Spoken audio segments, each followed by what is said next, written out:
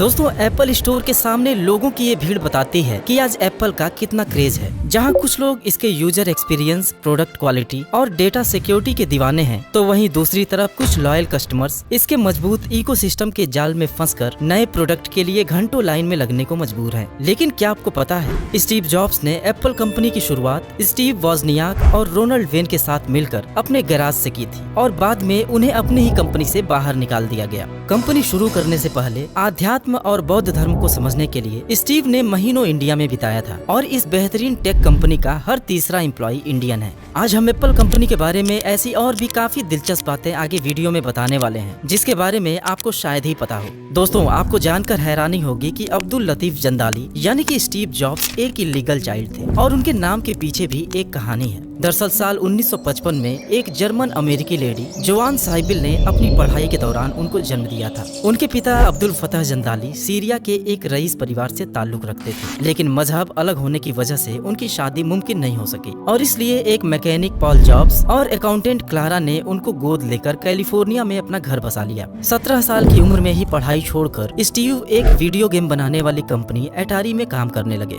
उसमें काफी बड़े और मेन फ्रेम कंप्यूटर्स हुआ करते थे, जिसे खरीदना आम लोगों के बस की बात नहीं थी और इसलिए स्टीव एक लाइट वेट और सस्ता कंप्यूटर बनाना चाहते थे, जिसके लिए उन्हें अपने जैसे पैशनेट लोगों की तलाश थी। और फिर इत्तेफाक से एचपी में काम करने वाले वॉजनियाक से उनकी मुलाकात हुई, जिन्हें कंप्यूटर बनाने का नॉलेज था। आगे चलकर इन दोनों ने मिलकर ही एप्पल का पहला कंप्यूटर बनाया। एटारी में काम करते हुए साल 1974 में स्टीव आध्यात्मिक ज्ञान के लिए इंडिया आए थे और ये भी कहा जाता है कि उनके एक फ्रेंड रॉबर्ट फ्रीडलैंड ने इंडिया से वापस जाकर स्टीव को बाबा नीम करौली के चमत्कारी शक्तियों के बारे में बताया था, जिनसे मिलकर अपनी जिंदगी से जुड़े कुछ रहस्यों को जानने के लिए वह इंडिया आए थे। लेकिन स्टीव के आने के कुछ महीने पहले ही बाबा नीम करौली ने देह त्याग कर दिया। हालांकि स्टीव उसके बाद भी महीनों हिमालय में घूमते रहे, कुछ दिन नैनीताल के कैंची धाम में रुके और फिर अमेरिका वापस चले गए। अमेरिका पहुंचकर वॉजनियाक और एटारी कंपनी के एक कोवर्कर रोनाल्ड वेन के साथ मिलकर स्टीव ने एप्पल कंपनी की शुरुआत की। पैसों की कमी थी, इसलिए कैलिफोर्निया के अपने मोटर गैराज को ही ऑफिस बना लिए।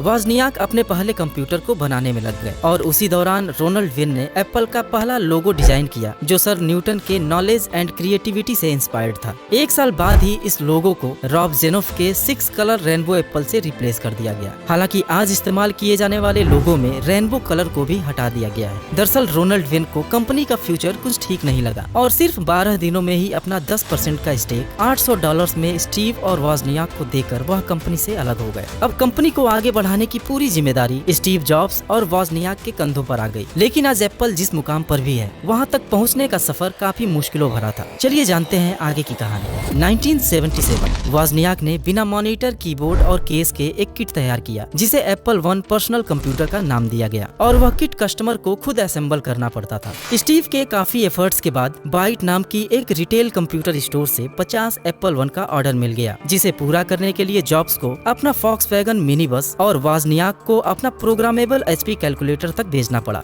एक साल बाद ही एप्पल को $92,000 का एक इन्वेस्टमेंट मिला, जिसे यूज करके एक कलरफुल ग्राफिक्स और मॉनिटर के साथ एप्पल 2 को लॉन्च किया गया, जो काफी हिट साबित हुई और इसके 50 लाख यूनिट बिक गए। इसके बाद IBM को कम्पीट करने के लिए साल 1980 में एक बिजनेस क्लास कंप्यूटर एप्पल 3 को लाया गया, जिसमें ओवर हीटिंग की प्रॉब्लम आने लगी और फिर 1983 में ग्राफिकल इंटरफेस और माउस के साथ एप्पल लीसा को मार्केट में उतारा गया, जो हाई प्राइस और लिमिटेड एप्लीकेशंस की वजह से फ्लॉप हो गई। उसी साल एप्पल को एक शॉक और लगा जब वॉजनियाक ने कंपनी को छोड़ दिया। स्टीव एक मुश्किल दौर से गुजर रहे थे और कंपनी की ग्रोथ को बरकरार रखने के लिए उन्होंने पेप्सिको के प्रेसिडेंट जॉन स्कली को एप्पल के CEO के तौर पर हायर कर लिया। पूरी टीम ने एक नई एनर्जी के साथ काम किया और अगले ही साल एप्पल मैकिंटोश 128K को लॉन्च किया गया, जिसकी सेल शुरुआत में तो ठीक ठाक रही, लेकिन हाई प्राइस, लो स्पीड और सॉफ्टवेयर लिमिटेशंस की वजह से अचानक से बिल्कुल गिर गई। एप्पल का मैनेजमेंट बोर्ड स्टीव जॉब्स को इन सारे फेलियर्स की वजह मानने लगा और जॉन स्कली से पावर वार इस कदर बढ़ गया कि स्टीव जॉब्स को एप्पल छोड़ना पड़ा। लेकिन निराश होने की बजाय स्टीव ने एप्पल के ही कुछ एम्प्लॉइज के साथ नेक्स्ट नाम की एक कंप्यूटर हार्डवेयर एंड सॉफ्टवेयर की पैरेलल कंपनी शुरू कर दी। एक तरफ जहां नेक्स्ट तेजी से ग्रो करने लगा, वहीं एप्पल की हालत खराब होकर बैंकरप्सी के कगार पर पहुंच गई। एप्पल की मैनेजमेंट टीम स्टीव जॉब्स को वापस आने के लिए रिक्वेस्ट करने लगी और फिर कंपनी को डूबता देख स्टीव भी 1997 में एप्पल के CEO बन गए। गए और अपनी कंपनी नेक्स्ट को $400 मिलियन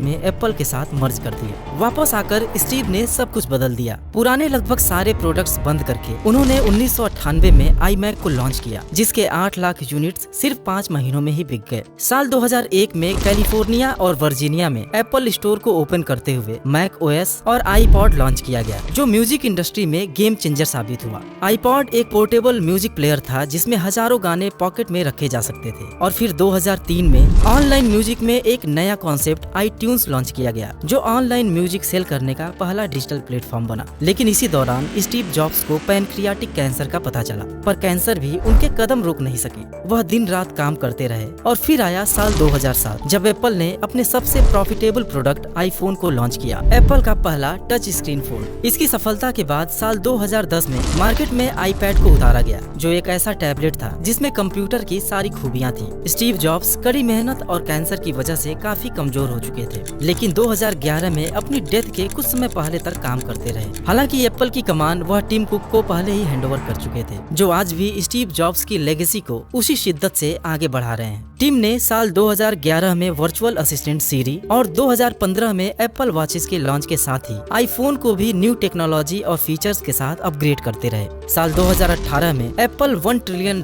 की दुनिया की पहली कंपनी बनी और आज भी दुनिया की वैल्यूएबल कंपनीज की लिस्ट में सबसे ऊपर है। एप्पल अपनी 3 असेंबलर कंपनी विस्ट्रन, फॉक्सकॉन एंड पीगाट्रन के जरिए दुनिया के कुल प्रोडक्शन का लगभग 5% आईफोन इंडिया में बनाती है। और अभी हाल ही में टिम कुक ने मुंबई में एप्पल के पहले स्टोर का भी इनॉग्रेशन किया है। लेकिन दोस्तों, आखिर क्या है ऐसा खास कि एप्पल के प्रोडक्ट्स को लोग इतना पसंद करते हैं? इसके एक नहीं बल्कि अलग अलग कई रीजंस हैं। चलिए उन रीजंस को भी शॉर्ट में जान लेते हैं। एप्पल अपने प्रोडक्ट्स को लॉन्च करने से पहले उसे यूजर फ्रेंडली बनाने के लिए रिसर्च एंड डेवलपमेंट पर हेवली इन्वेस्ट करता है। प्रोडक्ट की डिजाइन और एस्थेटिक का विशेष ख्याल रखा जाता है और प्रोडक्शन में प्रीमियम मटेरियल्स का इस्तेमाल किया जाता है। इसके अलावा बेहतरीन कस्टमर सर्विस भी लोगों को अपनी तरफ आकर्षित करती है। अपने हर लॉन्च में कुछ नया और इनोवेटिव करना एप्पल की खासियत है, जिसका उनके लॉयल कस्टमर्स बेसब्री से इंतजार करते हैं। और तभी तो स्टोर के सामने एक लंबी कतार लग जाती है। एप्पल के डेटा सिक्योरिटी का कोई मुकाबला नहीं। आपकी इजाजत के बिना आपके किसी भी डेटा को एक्सेस करना किसी दूसरे के लिए इम्पॉसिबल सा होता है, जिसके लिए एप्पल अपने ऑपरेटिंग सिस्टम और एप्लीकेशंस को रेगुलरली अपडेट करता रहता है। हालांकि इन सबके अलावा एप्पल के प्रोडक्ट्स खरीदने की एक अहम वजह है उसका इकोसिस्टम। जो अच्छा है या बुरा, इसका फैसला हम आपके ऊपर छोड़ते हैं। दरअसल एप्पल के सारे प्रोडक्ट्स यानी कि iPhones, iPads, max, Apple watches और एप्पल टीवी में इस्तेमाल होने वाले ऑपरेटिंग सिस्टम्स एप्पल ने खुद डेवलप किए हैं, जिन्हें एक दूसरे के साथ आसानी से काम करने के लिए डिजाइन किया गया है। उनके बीच आपस की कनेक्टिविटी और डेटा ट्रांसफर काफी आसान है, जबकि किसी और एंड्रॉइड डिवाइस से उनको कनेक्ट करना उतना ही ज्यादा मुश्किल।